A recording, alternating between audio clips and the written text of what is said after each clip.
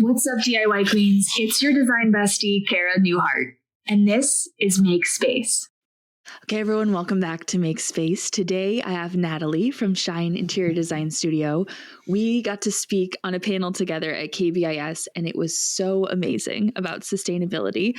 And so I'm so excited to have her on today to dive deeper into that a little bit and also just get to hear a little bit more about her as a designer. So welcome, Natalie. Thanks for coming. Thank you for having me.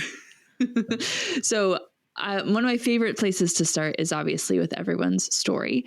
And I think creative paths are oftentimes so windy. So I'm curious to know, did you always want to be in interior design, or was that something you found kind of later? So it's one of those things that has been with me for a long time. So when I was in the 7th grade and you have the career orientation class, I made a poster with Barbie furniture on that I wanted to be an interior designer. And what set that off was I literally started searching for what can I do as a job that's creative. I knew I wanted to do something in that. And while I didn't really understand fully what that meant as a 7th grader, I launched into checking out architecture schools and going down that path, and started my college career in architecture school. And about a year and a half in, I was like, I really think that interior design is where I want to be. And so finalized that as my major and moved fully into the interior design world. And I've really stayed there pretty much ever since. And so it's a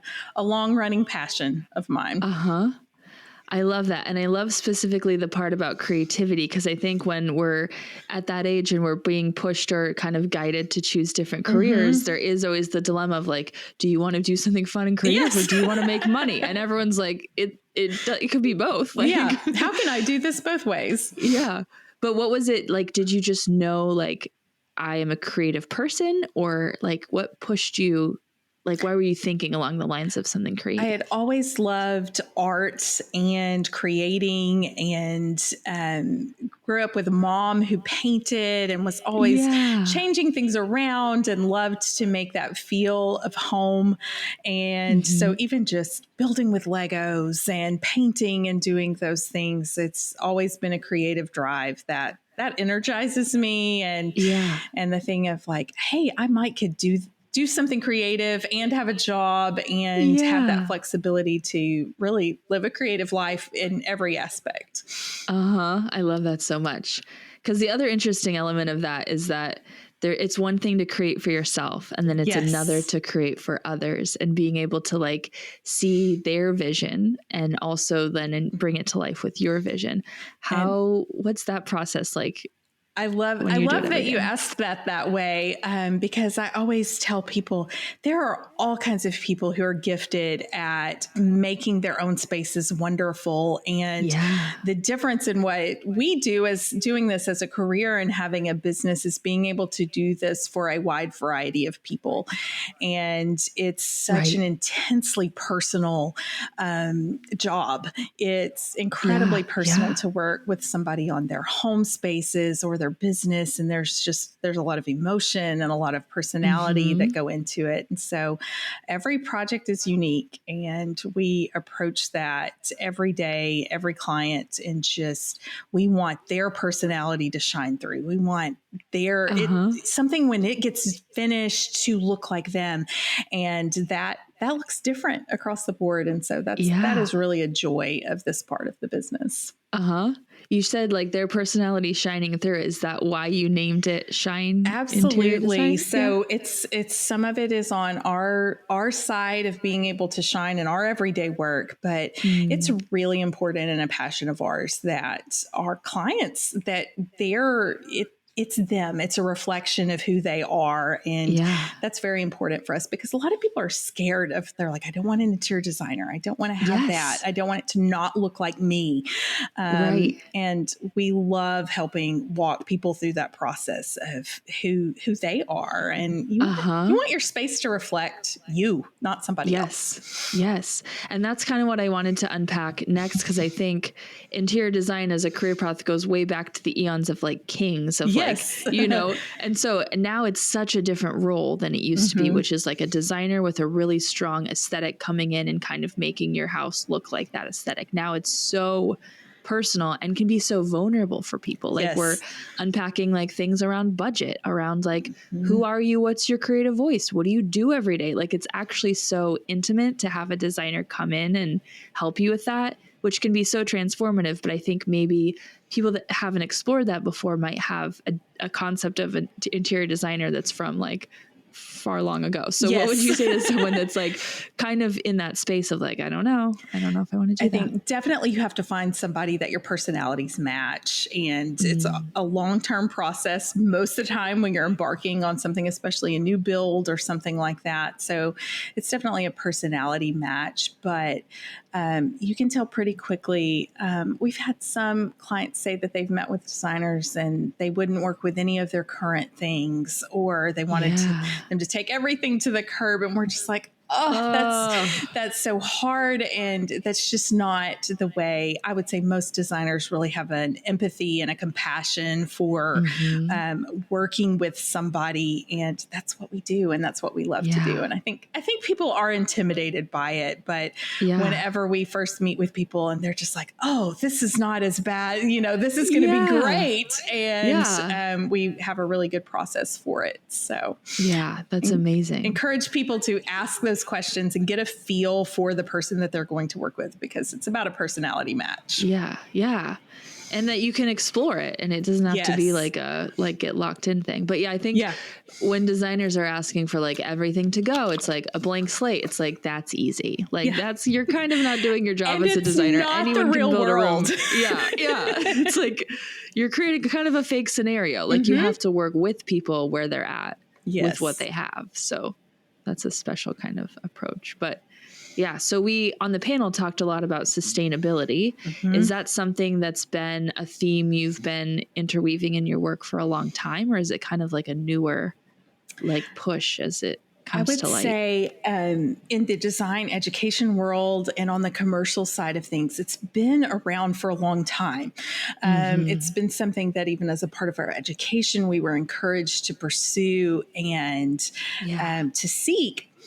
But to make that bridge between sustainability and health into our actual homes is really a new trend that people are seeking out. And so I think as designers, our staff and our crew has thought, you know, we know this is important and we see it used in the commercial world, but to bring it to our homes is such a powerful thing. And I've loved seeing that become more at the forefront and more people asking and seeking that out, because it's so important. It's where we live every day. It's what we breathe and touch. And it's such a huge part of who we are. That it's exciting to see that become a part of our everyday practice. It's something we've wanted for a long time. And over the past few years, hearing more clients ask for that and seek that out has been really energizing. Yeah, I feel the same, because I feel like now finally, it used to be people came in with like very like before and after photos. And now people are coming in with like, I want to feel this way, or I want things. It's like, everyone's thinking about design a little more consciously. And so they're coming to the table with like more developed concepts of how they want their space to serve their life instead of how they want it to look. And I'm like, finally, we've like beaten HGTV. And it's true. Before and afters. Yes, it's very true. And just that little of knocking the polished edges off and being more about what the guts of it are and what we're really putting into our spaces. Yeah, I love that so much. What's your favorite space to design? I love kitchens. Kitchens seem to be where no matter what you design, no matter how big of a space or fancy of a space, everybody ends up in the kitchen. And I love that. I love that it really still is the heart of our homes. And when we're working on those, I can see people's kids sitting at their islands and families cooking together, and you make so many memories. And so that is one of my absolute favorites. And then it's always fun to get to do a bedroom and a bathroom, kind of the retreat, kind of that awe moment at the end of the day where almost everybody neglects that space. Yep. And you're like, I will do that later and I will deal with that later. But to really be able to bring that to somebody and say, hey, let's create a space that is for you and for your breath at the end of the day is, I love that. That is a very, very great feeling. Yeah, especially because when you know how impactful that actually is for people and they're like, I've neglected it for so long. It's like, wait, I didn't have to live like that. Like it could have been this the whole time. Like what? Yeah. I love that. So I think both of those spaces have a really big focus on blending like the aesthetics and the function. How do you do that kind of with your own approach? Do you kind of focus on one then the other or back and forth? Or? I think it's a little bit of a back and forth. We take stock at the beginning of every project of not only just inspiration, but taking an inventory and really getting into what somebody wants to get out of the space. So a list of all of the functions they want it to perform, how they want the materials to perform, what their budget is, and how we can work all of those things into a space. And so all along we're checking those things. So I think going back and forth between design and design concept and then checking things as we go through the drawing process and building out specifications and that sort of thing. We're constantly checking back and forth to make sure, are we accomplishing these goals? Are we achieving this through our design? Yeah, I love that. One of the things with that, I think with people, when you're designing for them, it can be so hard to help them visualize like what it actually is going to be. When we have the sketches, it's like, or a tile sample or a paint sample, it's like, it's something, but it's sometimes not enough for them to see the finished result. How do you like help people kind of bridge that gap and be able to envision the design? I think right now with technology, the capabilities for 3D renderings is astounding. And so while we don't always do those and we don't always start out there, if a client's really struggling, then we will start into that process because it's an almost instantaneous going of, okay, yes, I can do that because not everybody can just envision something. And most of the time, if somebody's hiring a designer, that's because they struggle in that area. Exactly. And so, I'm daily amazed at the tools that we have at our disposal for 3D rendering and walkthroughs and those sorts of views. And so we use those almost every project. Some people are quicker to be able to look at something and go, okay, we know that you see it, but it's awesome to have those tools.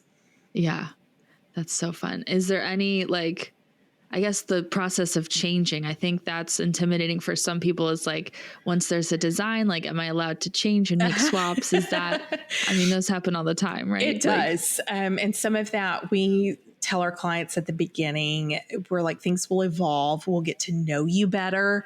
And so I think we have a process that is a little bit more fluid. We show somebody we start out with a design concept and materials, but within that, we create opportunities for some decisions to be made and some direction to be founded. And that has really changed the way that we've practiced a little bit, and our clients end up really happy because they're not nervous about making the wrong choice. And they know that there's going to be some evolution. It's always really fun to go back and see what was our first thing we presented and what's the end product. Most of the time it's very close to that first meeting, but you'll have things, sometimes you find something that you love or you want to incorporate something in that is yours that will fulfill that need. And that's fun. Those evolutions are what make projects really great. Absolutely. I think that's one of the most, well, it's a theme we talk about a lot on here, that design in general is evolution. It's like there's a before and after, but there's the process in between. And even the after is just a snapshot of what the space is going to be down the road as like needs change or your season of life changes. So for some people when hiring a designer, I think you think of like someone's going to come in, there'll be the before, there'll be the after, but then there's life after the after. So how do you help people either know how to care for the space going forward and make those changes themselves, or know when it's time to like revisit a space? Sometimes we have clients that they will contact us after the fact, or we'll check in and they'll say, hey, can you come back and refresh or update? And we'll help them to do that. And that's always rewarding because you're able to maintain that relationship. I love going into somebody's house a year or 2 years after we've done it and see what they've either changed or haven't. Sometimes we will walk into a space, and other than the addition of personal effects or those sorts of things, it's fairly similar to the way we left on install day. But things change. You might, you have photos, you have kids that make stuff. And those things are always delightful. I love that layer. And we always try, when we're even doing installations, we try to use people's photos and their treasures and in on bookcases and those sorts of things. So I think doing that on the front end will leave things to where it'll stay that way a long time. But also it's okay to call and say, hey, can we refresh things? Can we update things? We even have some that will do seasonal updates for. That's so fun. But it is, because there's like the design layer of like the design, and then there's the life layer of like what happens to the space after you live in it. And especially when you can help people incorporate that stuff on the front end, because it's really intimidating to be like, okay, now I have this perfect space, but then I have all my life stuff. Like, where does it go? Like, that's hard. We always try to leave space, like leave bowls for things, everybody has keys and what they dump at the end of the day. And to just leave space. It doesn't have to be perfectly designed at the end of the day. It's always nice to leave room for those things to grow and to change. What are maybe some of the most common like challenges you're helping clients overcome? We talked about kind of like visualizing, or maybe budget. Is there anything that's just kind of like on a day-to-day basis most people struggle to wrap their head around? I think people struggle to understand how much space, how much square footage, how much a room size should be. And they have a hard time perceiving a bedroom as, 10 foot by 12 foot. And they think that they need to keep going bigger and bigger. And there's not a perception of how large something truly is. So a lot of times we'll have people actually measure out their space to see how much we're increasing something or how much we're replicating. Like a lot of times we'll have couples who were like designing their bathrooms or their vanities and say, okay, you're actually going to be standing this far apart, as sinks. And so that's a really hard thing for us to perceive, is how large something is or how small something is. And so that's something that a lot of times we're trying to express, hey, you've designed this on paper, but this is how big it is in real life. Yes. Yeah. I do that every day when I use like painter's tape and tape things off, because it's like, I know the measurements, they work on paper, but I just have to see it. Like I just need to see like how it's going to work. Yeah. We've cut templates for furniture to put, to say this is how much you can actually fit in a space. So it's hard. We always say it's a little bit of a roller coaster when somebody's building a new house. They pour the slab and it feels really small. And then the slab does always feel so small. This is tiny. And then you frame it up and it feels huge, and then you put the sheetrock on and it feels tiny. So it's a roller coaster until you get the project actually done. And so sometimes that's a daily thing of encouraging and cheering people through, that it's like, hey, you've made good decisions. You have to see it all the way through. Yeah. Yeah. Our first house we ever built was a new build that we went to the design studio and picked everything out. And I, of course, was like so in my element. And my husband at the time was like, not just hungry and like, I can't see it and whatever. Like, but it's like challenging to see like how all the elements are going to work together. And then, I do remember, because my dad built homes growing up. So I remember going to home sites and seeing slabs and being like, this is so they small. Look like they're like this big. Yeah. Like teeny tiny, like a shed. Like, yes. You're like, what have I done? So funny. And then I guess another thing I wanted to dig into a little more is like, a little of the creativity. Like as creative people, I think for me anyway, it's something that I've always like had access to. Like I've always been creative. I always have a million ideas that I want to make things. And some people I hear a lot in my DMs are just people saying I'm not creative. And so my belief around this is that creativity is a muscle and it's something you can nurture. But I'm curious through your process, like how have you seen people in terms of helping them unlock their own creative vision? Like what does that look like? So a lot of times I will tell people to travel, to get out of their box and out of their element, because we get really stuck in our circle of things. And so you might think, I'm not seeing anything new, or I've seen all of the same style homes. And, it tickles me that people will build just the same thing over and over and over again in a similar area. And then they'll drive to a different town and they're like, oh, this is totally different. And so traveling and getting out of your element, even for me as a designer, I'm always, every time I like just get out of my normal circle of travel, I'm just like, oh my goodness, there's so much out here. And I always leave energized and inspired. And I'm like, okay, it's not crazy to have these big dreams and these big goals. And so a lot of times we'll even challenge our clients to really dig into that. They'll come to us. I can't count how many people will come and say, I think I want a modern farmhouse. And then they'll start showing pictures. And I'm like, I don't think you want a modern farmhouse. And so we'll really dig deep into where do they like to travel? What hotels do they like to stay in? What experience? And you start to pull that thread and you can see, oh, they love to hike and nature. And you start to incorporate those into their homes, or maybe they love European travel and you can add those elements. And it's so, they just always love it. And they're always like, oh, that wasn't where I wanted to head at all. And they end up so happy with their spaces because it reflects who they are and their personality. So it's a little hard to get out of your rut sometimes of where you're at and the circles that you normally travel in. Absolutely. And then even if you do get out of the rut, it's hard to find language for things. It's like we have the language of like modern farmhouse or this, and some of it's like very clear what it means. Some of it's not. Some of it's like it could mean so many things to say that one phrase. So to really hone in on like, what does that look like for you is like, takes a lot of digging sometimes. But it's like, and then that's one thing I encourage people is to get away from the labels and start with like, what's your story and how do we build out from there? Is there any way that you've found to help people do that? Like, do you use kind of traditional design styles and language to describe things, or is it like a little more kind of ground up? So a lot of times we can take, we've all taken lots of design history and history of furnishings and those sorts of things.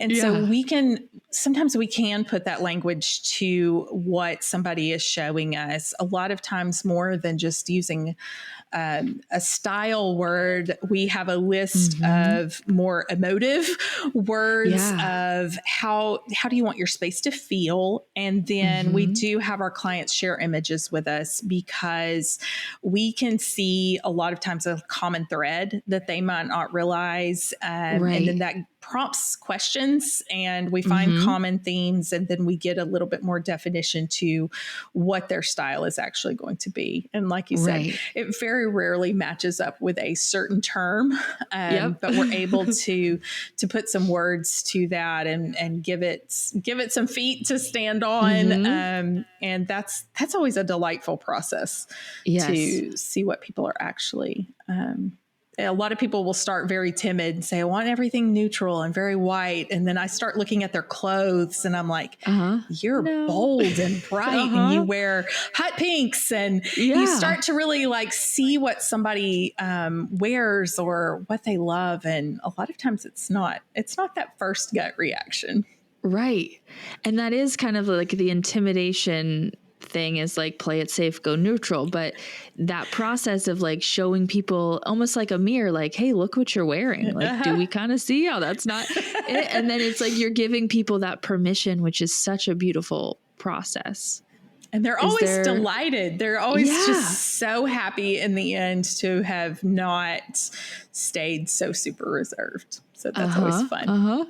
That's always fun to see. But it is. It's like, because there's always the dilemma of like resale value, which is so ironic to me. It's like, this is your house. Like, why would you make the place Design that you are supposed to else. live for some? That's so weird to me. But I do understand it on some level. It's like, we can't go off the deep end and, but so how do you maybe balance that kind of stuff between the like investment and what do we do that's like going to be timeless and what do we do that's like so fun for now that's us? I agree. That's always something that a lot of people will ask on the front end.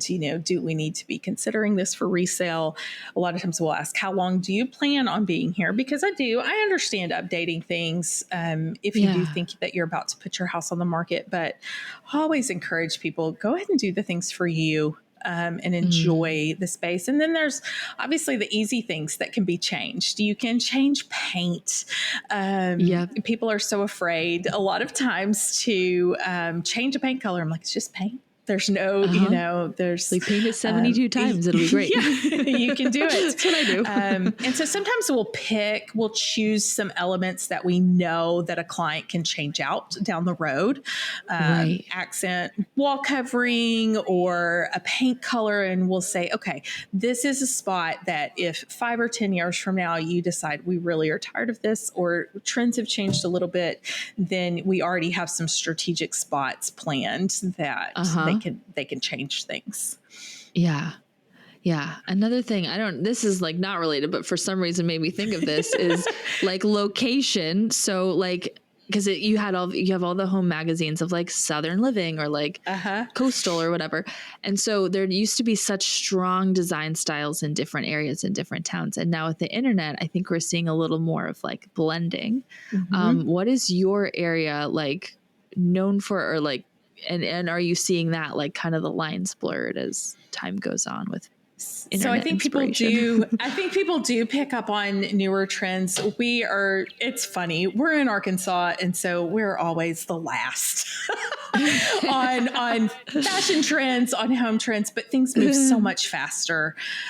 We still see a whole lot of the blending of traditional and just kind of those touches of that kind of Southern traditional. I love seeing people reflect where they're at. So I like seeing that connection.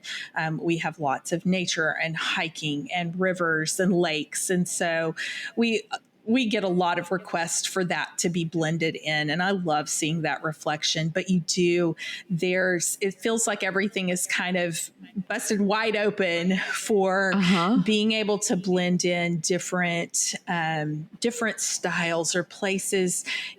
People will have seen things on travels or, so I love blending those layers, and really that goes back to that personality thing too. It's like, if you love the beach, bring some of it in, but we can do it in a way that's fitting. That doesn't make it look like you've transferred something that's out of place, but we can make it look like it belongs. Yeah.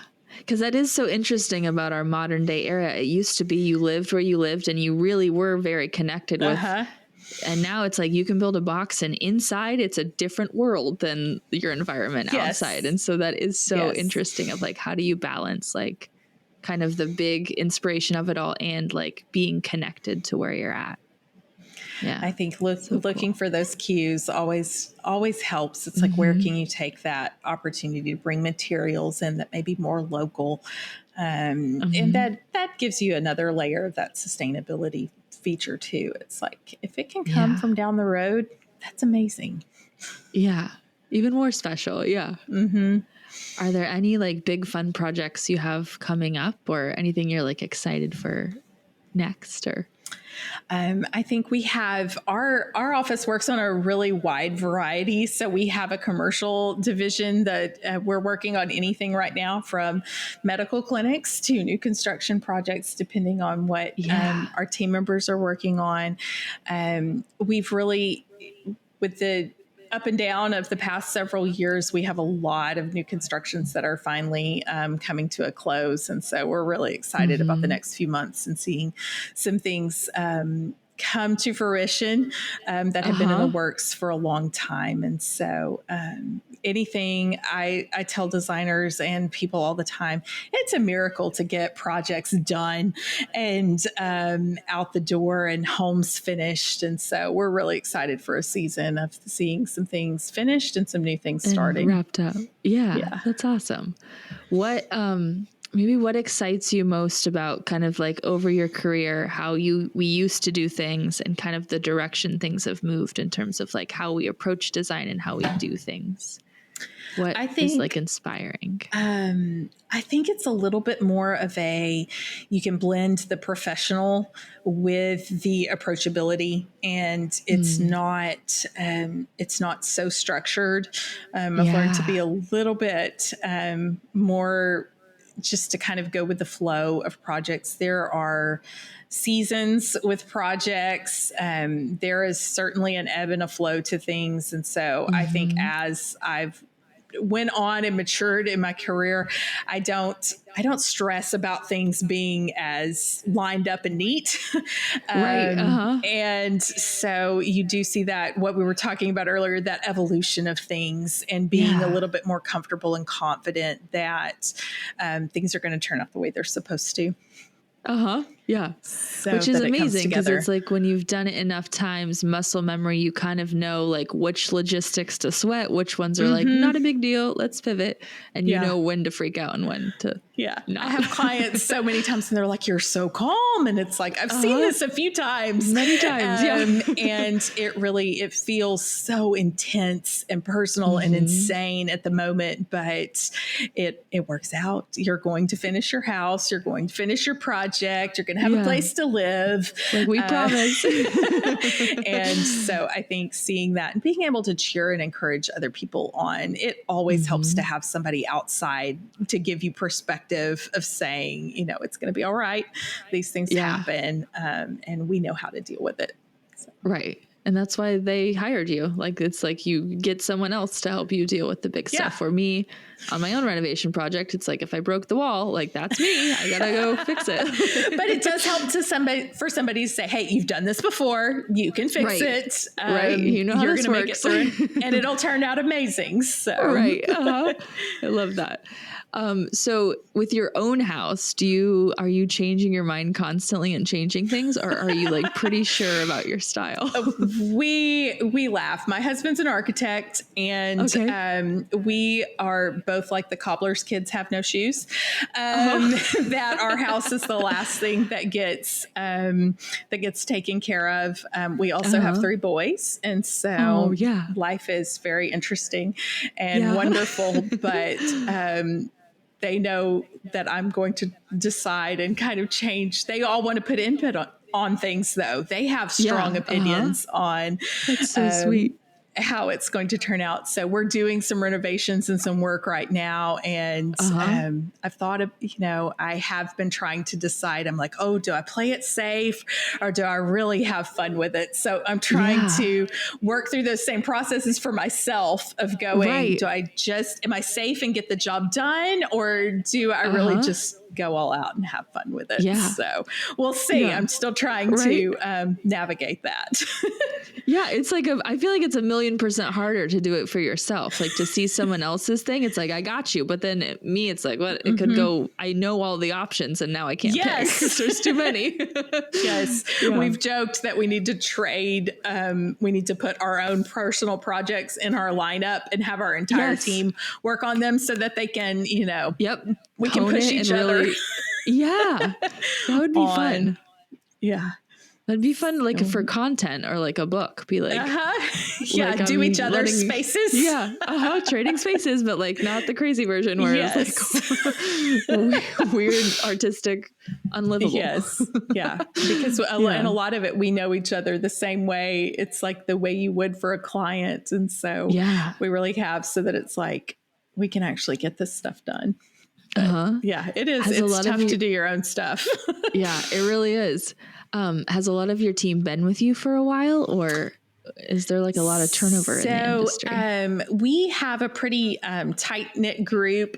Stacy, that is our co-owner with Shine. She and I've been friends for a long time, over 15 years, but we've had our business together for 5. And so our core group has been together for our 5 years. We've had different seasons of life. We have an all women group. And so we have made accommodations and had different seasons where people have had babies and come back and joined us. And so we've all known each other for a long time and work really well together. And so it's been very sweet to enjoy that together. You can't beat that, to have people that you get to work with that are real friends. So no, it's amazing. It's amazing. Yeah. Is there anything we missed? Any like fun tips or trends or advice or anything trying to think of? It's like a hard question because it could be anything. It is. I know we were able to talk about sustainability and health, and that really is just a growing factor in our everyday practice and has been super fun. So we're working on actually putting together, we've just about got it finished, a continuing education course on health and in your residence, in your home. And so that has really been a passion point for our office, for our staff. And so we're really looking for ways to incorporate that in. And so that's just been super fun to have people be interested. And we're really working on how we can bring more of that into our everyday practice. Yeah. So is that for other designers, or it's just in-house for your staff to? So we're going to have a couple of different, we're going to have one that's for designers so that we can offer to our peers and to our design community. And then we also have another presentation that we will be able to do for that's a little bit more geared towards non-designers so that we can just talk about how you do that, how you actually take the book knowledge and really put it into work, into your home, because there's a gap there. And it's like, how do I actually, I know this, but how do I actually make that happen and put it into practice? And so we want to be able to encourage designers to be able to incorporate that into their practices, but also homeowners and other friends to be able to cheer those along and help people really be able to bring those elements into their home. Yeah, that's so important because it's like we hear sustainability. It sounds like a big topic. We know like how it should go, like in an ideal world, but then actually filtering through things like budget and timeline and like what we can actually tangibly do to find the best solution can be so challenging. So that's so important. It's like knowing that you should eat healthy, but how do you actually do that? And so I think that we're seeing those same things. It's like, okay, I know I shouldn't put bad stuff in my house, but what is bad or what isn't good for my health, and being able to bridge those gaps. And it seems a little lofty, like it might be something super challenging, but we're finding every day that there are great products, and more manufacturers and vendors are compelled to provide that because consumers are requesting it and expecting it. Which is amazing. So becoming more and more attainable to bring those things into our house and into our practice. So that's energizing, and we're excited to cheer others along. Yeah. And it kind of what we talked about on the panel is like letting the small things matter. It's like in an ideal world, every house from the ground up would be 100% on target. But like, what do we do little that we can change that's attainable, affordable? And I love it does that. make a difference. Yeah. Everything. And it's one of my things in every part of my life. It's like little steps do matter, and they build up to mean really great things. And so making those everyday changes and small shifts, and when you do have the opportunity, can collectively really make a difference. And so I think anything helps. And the more we can do that, the more we can implement those practices, the easier it becomes. What are some of the small shifts you find yourself recommending frequently that people make changes in their house or add things to make it more sustainable or healthy? I think paint is always a really great place to start because it covers so much. So you can make great choices there. When you do have the opportunity to replace things, if you think I'm going to replace this flooring or going to update a fixture, there are, those are bigger projects. We can also change things like our lighting. We can edit things out of our spaces. We can just start even by our fragrances, our smells, our lighting, those sensory things. I love bringing those things in. So it's kind of taking an objective look at your space and saying, what can I do today? What can I edit out? Or if I'm bringing something new in, what can I do to make that a healthier decision and a healthier contribution to my space? Yeah. I love that because it's just one thing at a time. As you change it, just do it a little bit better. Yeah. Absolutely. Yeah.